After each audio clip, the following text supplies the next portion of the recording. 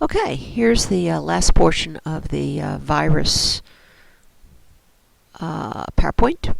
And the rest of this is going to be primarily eukaryotic. So I've already taken you through bacterial viruses and how they take over host cells.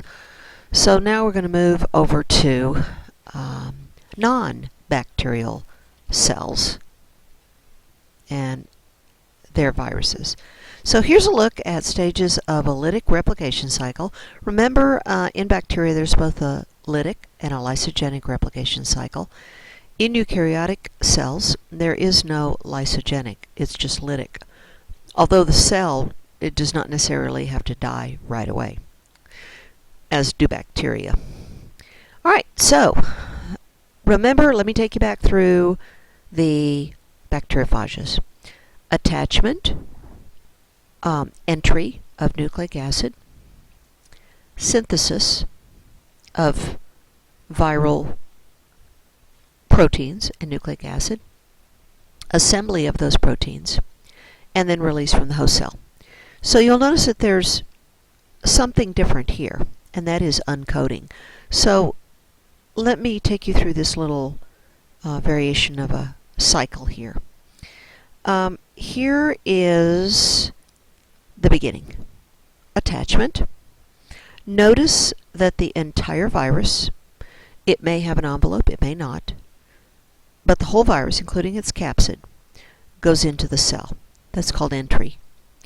Once inside the cell, the viral structure comes out of the vacuole, or the little vesicle that it is inside of.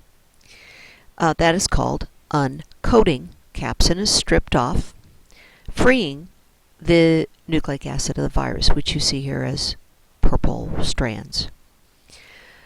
Those purple strands, the viral genome, the genes are red, viral proteins made. You see those right here.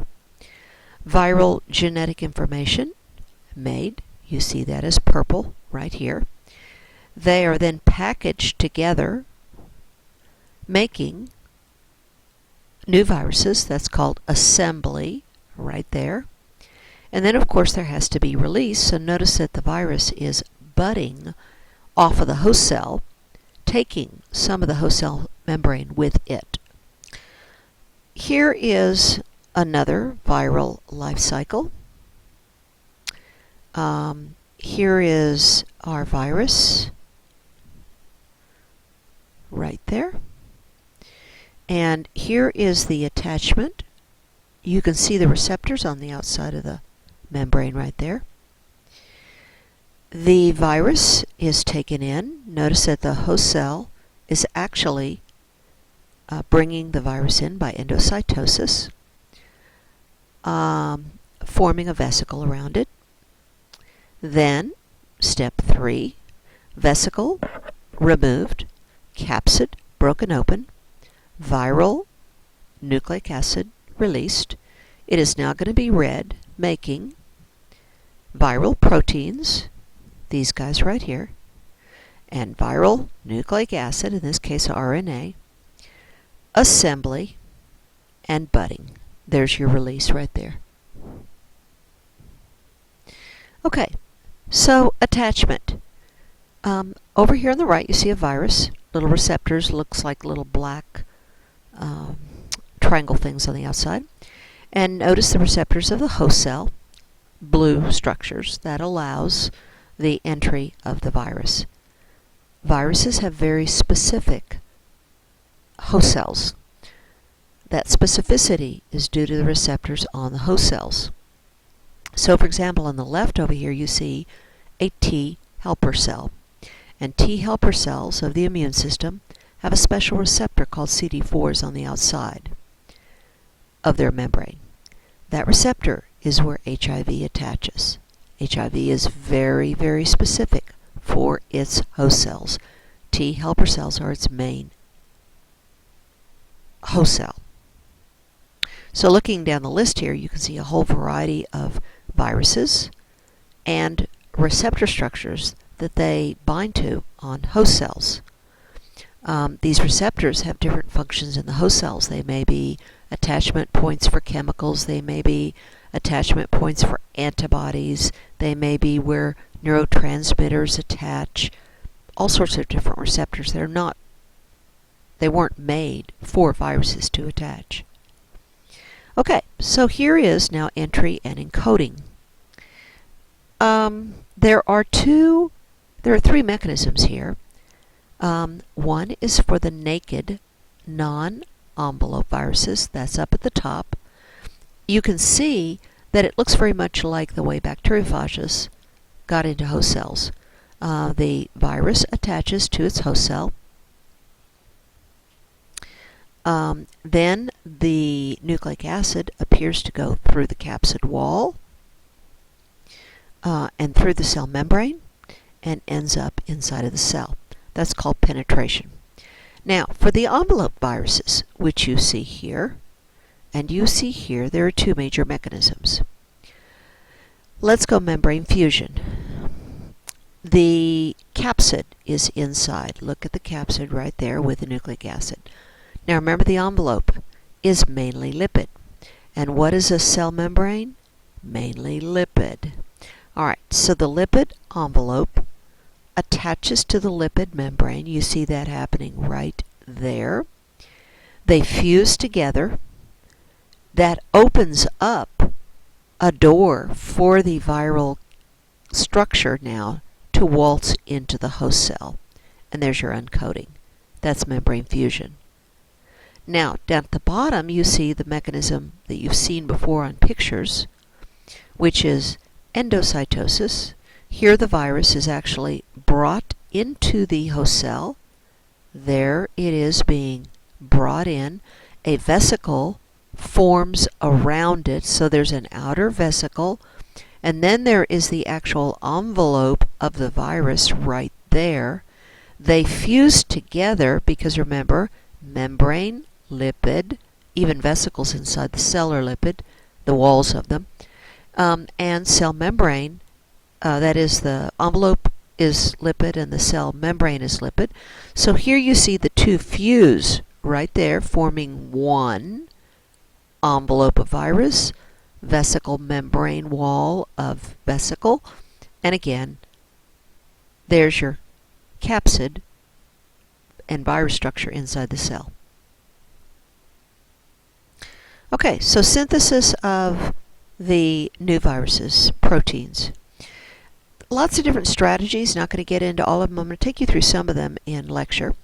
But it depends, the strategy that the virus takes in the takeover of the host cell depends on whether you're talking RNA or DNA virus, and whether it's single-stranded or double-stranded RNA or DNA.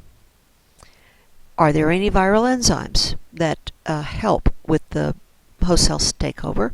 And there are some unique viruses that we'll talk about that have some very different kinds of actions that make them unique among even the viruses. Alright, so we're going to start over here. Here is your virus. This happens to be a single-stranded RNA virus. It's a poliovirus. The RNA is in gold. So, this is penetration, direct penetration. The nucleic acid comes in through the membrane. You see it now inside the cell. This is called plus RNA. In other words, plus RNA is identical to mRNA. In fact, it acts as mRNA. So here is the viral genome that came in. Again, it's a plus strand, meaning mRNA. This mRNA now can be read by ribosomes, right here, for the production of viral proteins. In addition, this mRNA now is going to be the template to make minus RNA, which is the complementary strand of RNA. So again, if you have an mRNA molecule right here, and let's say, just to make things easy, it is A, all the way down the strand, then the complementary strand of the minus RNA would be U, whatever. Okay, now, so that's what we've got right here. Now this strand, remember, is not viral genomic information. It's the complementary strand. So this now is used to make the complementary strand. We're back now to AAAAA. This is viral genomic information, and we can make 30, 50, 100 copies, however many viral baby structures you want to make. So now we've got the proteins being made up here, viral genome made here. Here is the assembly right there. Here is our new virus being made. And then, of course, exit, release. Okay, here is another strategy. This happens to be something more like a herpes virus, as a matter of fact. And look down here. Here is double-stranded DNA of the herpes virus. So look right here. By the way, this is cytoplasm that you're looking at out here. All right, so this is happening inside of the nucleus. Most of it's happening in the nucleus, because remember, this is where DNA is. So double-stranded DNA goes through a nuclear pore. There it is right there. That's the viral genome material. Notice that it opens up just like your DNA would, and one of the strands, the sense strand, is used to make an mRNA strand. That mRNA strand goes out, just like it would in your own cells, uses the host cell's ribosomes, viral proteins constructed. Okay, now what happens to that double-stranded DNA? The other thing that's got to happen is we've got to make more double-stranded DNA to be packaged in the virus. So, just like in your cells, the two strands come apart. Here's strand 1, here's strand 2. Each of these strands now makes a complementary strand in black. We now have 2 whole copies of viral genetic information. These 2 can separate. Now we have 4 single strands, and those 4 single strands make complementary strands. Now we have 4 copies of genomic DNA, and then we can have 8, and then we can have 16, and so on. Again, however many viral structures are coded for. So here are all the components we need, the proteins, the capsid proteins, and the DNA, and there's assembly, and then, of course, virus goes out of the cell. Okay, so I've taken you through a couple of the mechanisms, and I'll take you through a couple more in lecture. All right, so here are the major groups of the animal viruses. Again, they're broken down into groups basically by RNA versus DNA, single strand, double strand, and then some kind of unique mechanisms that they might have. Here is the HIV representative. It is a reverse transcriptase virus. It's an RNA virus, and it does something odd. It directs the host cell to make DNA from RNA. That's why it's called reverse transcription. So in this scenario, here is your virus right there. The genome is in gold and black inside of the viral structure. Here it is right there, single strand RNA. It now is going to be used as the template to make a DNA. Once it has one strand of DNA, that DNA strand is used to make the complementary DNA strand. So now we have double-stranded DNA.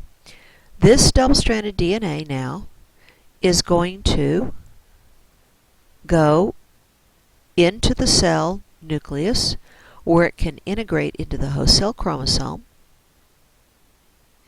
and it can stay there not doing anything, dormant, for a long time. Or at any point in time, it can be read. Single-strand RNA can be made from that DNA, just like mRNA would be made. It codes for new baby viruses, proteins, more single-strand RNA is made. Here is our assembly that's going on right there of the virus. Here's budding out from the host cell membrane.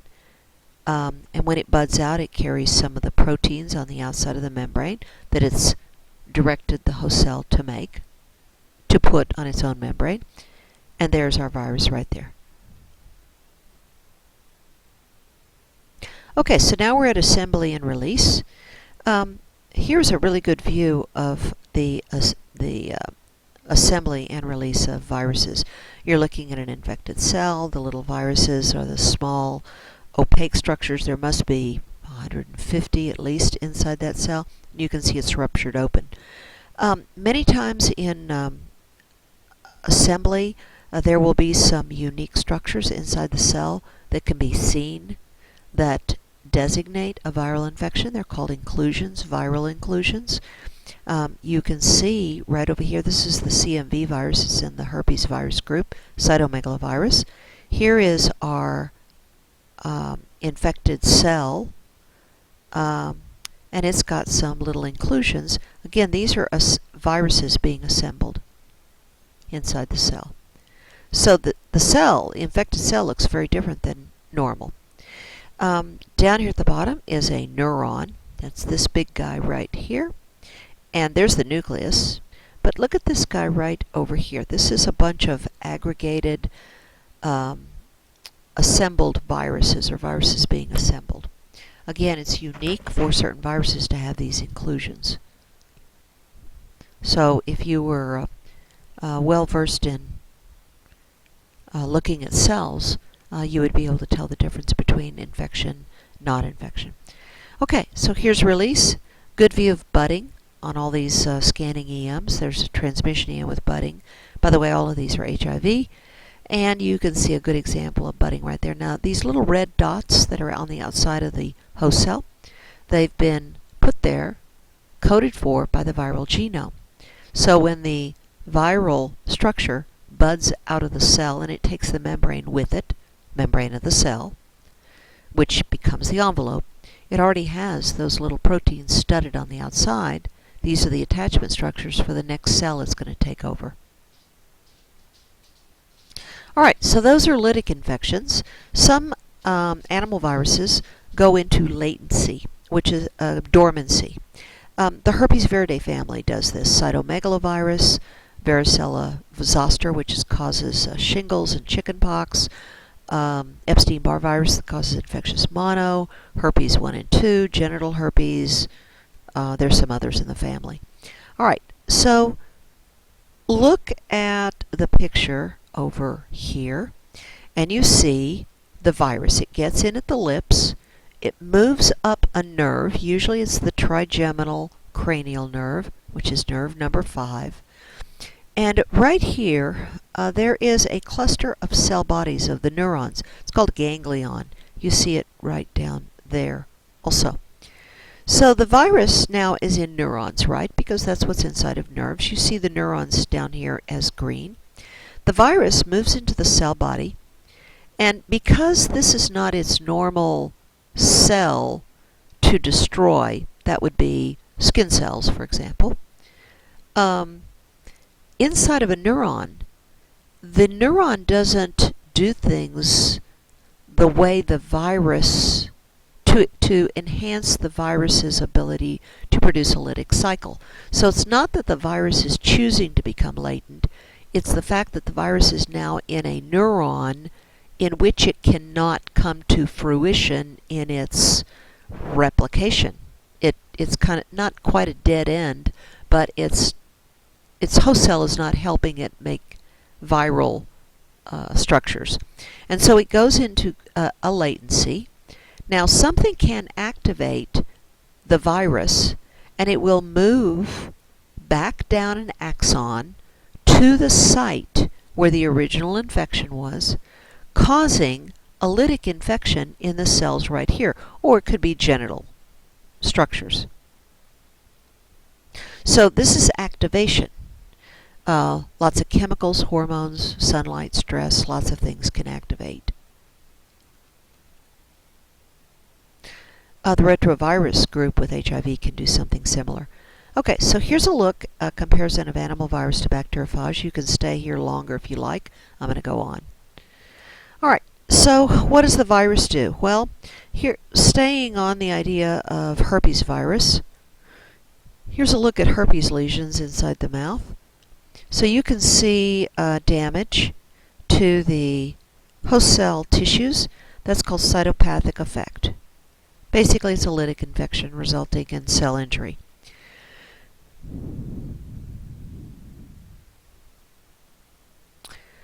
In addition, when cells are damaged, taken over by a virus, they send out a chemical SOS, a chemical alert. And that's what's going on right down here. So the virus has gotten into a host cell. Once a virus gets into the host cell, there's no saving the host cell at that point in time. So this virus sends out a chemical SOS right here, interferons. They then diffuse into surrounding cells. The surrounding cells now will produce defensive proteins. And those defensive proteins will block these viruses from getting into them. So the interferons are a chemical SOS that then directs uninfected cells to make their own viral defense proteins called interferon, because it interferes with the viral replication in the uninfected cells when the virus tries to take them over. Latency, I've already talked about. All right, then change into cancer cells. We'll talk more about that on the next shot.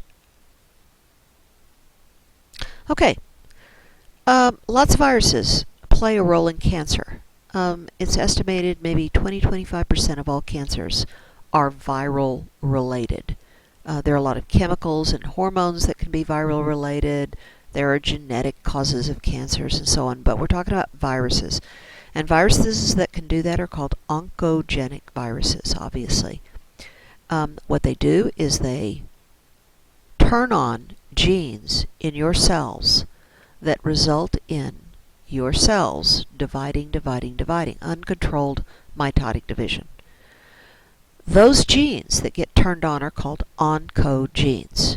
So you see that in the picture right here.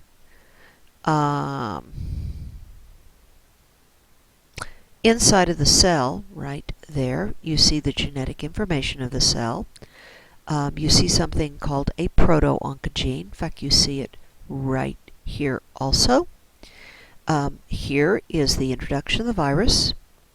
The virus injects some of its own genetic information, and this viral gene now somehow activates an oncogene which has been turned off, proto-oncogene, not read.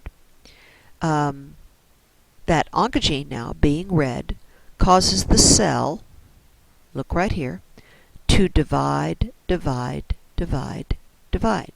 So it causes out of control cell division. The view you're looking at over here at the left is HPV, human papillomavirus, and genital warts on a penis. Genital warts are benign cancers. So here's some of the things we talked about, going from left to right. Lytic infections, acute infections, fast turnaround, infection, fast symptoms and injury, and fast death of cells or destruction of cells. Not necessarily the death of the human, though. So we have rabies and influenza and lots of others. Cold viruses would be another example. Then, to the right of that, the herpes group, latency. The virus goes underground. Then, to the right of that, chronic infections, very slow release of the virus. Remember that budding and release of the virus can occur very, very slowly.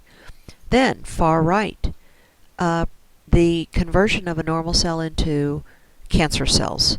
Hepatitis B, Epstein-Barr virus, HPV, related, of course, to cervical cancer, EBV related to nasopharyngeal cancers and Burkitt's lymphoma, hepatitis B related to liver cancers. All right, so if you want to raise viruses, produce them in a lab, how do you do it? Well, why would you want to do that? One, you could be making vaccines. You need virus and virus structures. Two, you could be doing research on viruses. Obviously, there are reasons why you might want to have viruses. You could be a bioterrorist for that matter, too. Anyway, there are a couple of different ways. You can produce viruses in whole organisms.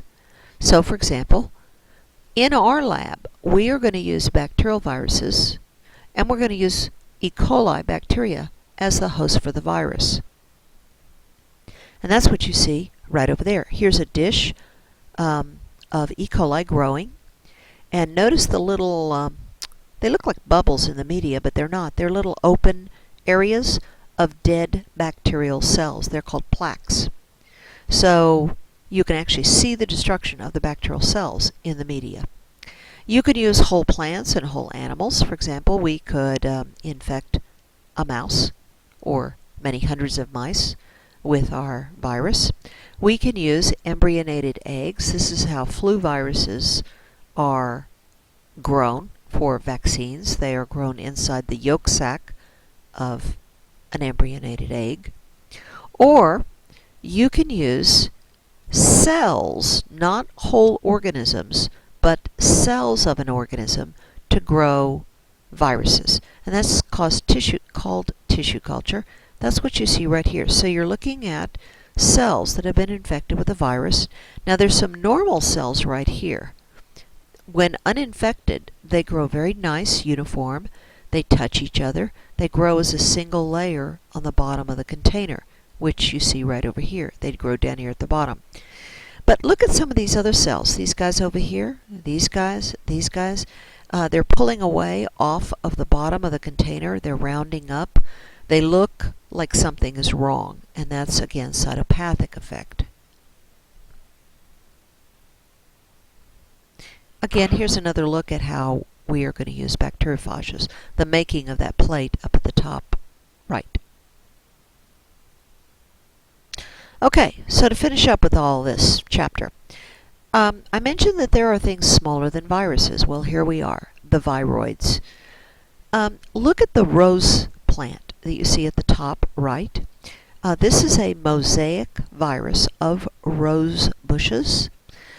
Is causing the destruction of the leaves. I mentioned earlier that tulips get viroid infections, which causes a variety of color changes and patterns on their petals. These are not important from a human medical standpoint, but they would be important if you're a rose grower or in the case of a tulip grower, because you can sell your bulbs for many times the amount. If they've got these beautiful patterns, people will pay a lot more for the bulbs. Anyway, viroids are only plant diseases, and they're only RNA. Only RNA. Now, let's go to the prions.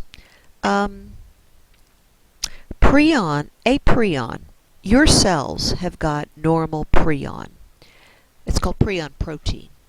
It's on the outside of the cell membrane, and it is a folded protein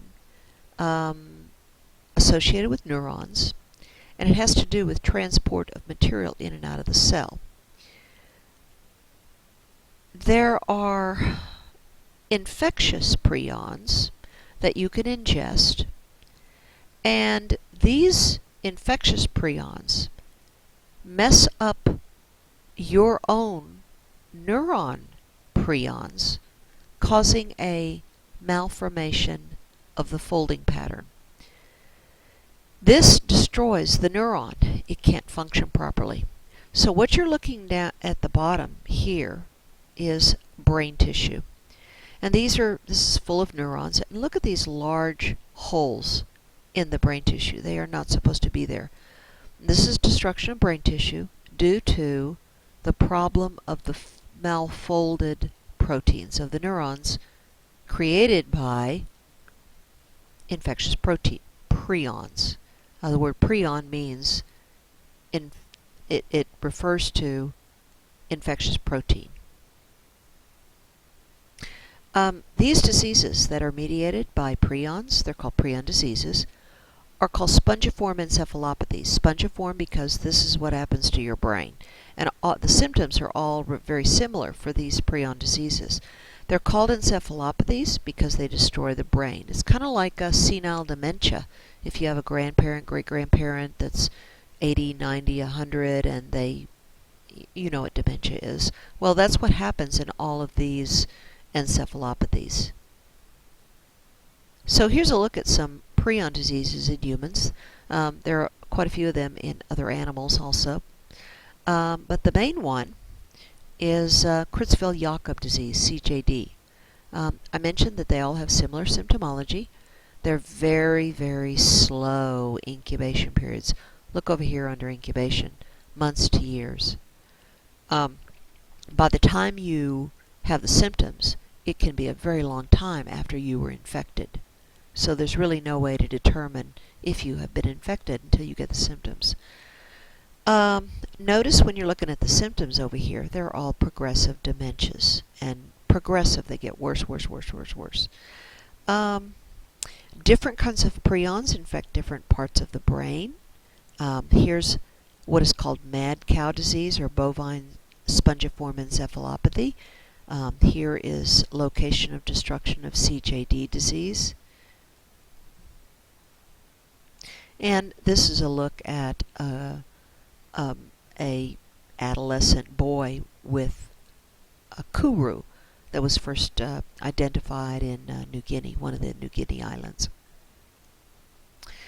We've talked about antibiotics and synthetic agents already, and I think I mentioned some antivirals, but here's another look at antivirals. The bacterial antibiotics and the drugs used for fungi and protozoa are not functional at all against viruses. Remember, there is no similar target for viruses that you have for bacteria and fungi and so on. So you have to totally come at this with a different approach. So you see a life cycle right here in the middle of the page. And here is your attachment, and there is your entry of the virus, and here is your synthesis stage, viral proteins and DNA. Here is your assembly, and here is your release.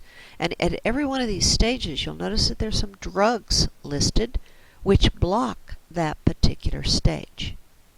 Again, here's a chart showing the same kind of thing. So, up at the top, you've got fusion inhibitors. They block the attachment of the virus. Interferons, I've already mentioned. They will cause an uninfected cell to make its own defensive proteins that block viral infection. Then there are reverse transcriptase inhibitors for HIV, because that blocks the production of DNA from RNA. And there are a lot of drugs that act as nucleotide analogs, like a drug that looks like uracil, or a drug that looks like adenine. And so the host cell picks up the drug, thinking that it's adenine or uracil, when it's trying to construct viral genetic information, and it can't do it. Up here at the top, you see neuraminase inhibitors like Tamiflu that work in blocking the attachment and the release of flu viruses from infected cells. And again, you can stop and look at this in more detail. And again, here's another shot from your book comparing bacteria to viruses to viroids to prions. Take a look at that. Be sure you understand these four different groups: the viruses, viroids, prions.